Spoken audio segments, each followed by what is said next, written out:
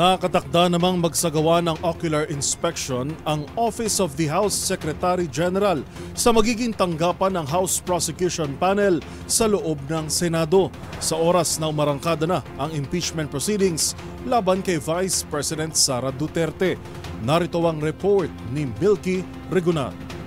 Formal lang hiniling ng Kamara sa Senado ang paglalaan ng silid para sa House Prosecution Panel kaugnay ng nalalapit na impeachment trial kay Vice President Sara Duterte Carpio.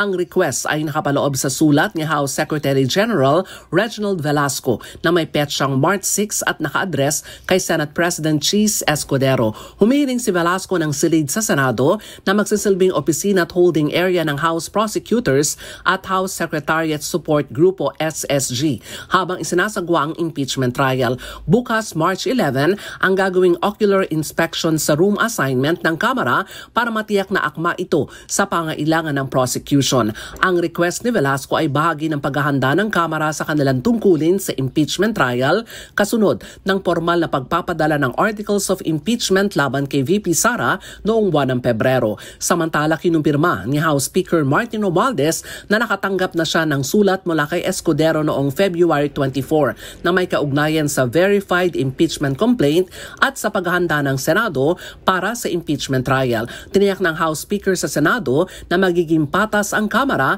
at alinsunod sa saligang batas ang proseso ng impeachment. Patuloy ang paghahanda ng House Prosecution Panel sa isasagawang impeachment trial ni VP Sara, ang unang vice-presidente ng bansa na na-impeach. Para sa MBC TV Network News, ako si Milky Regunan, una sa Pilipinas, una sa Pilipino.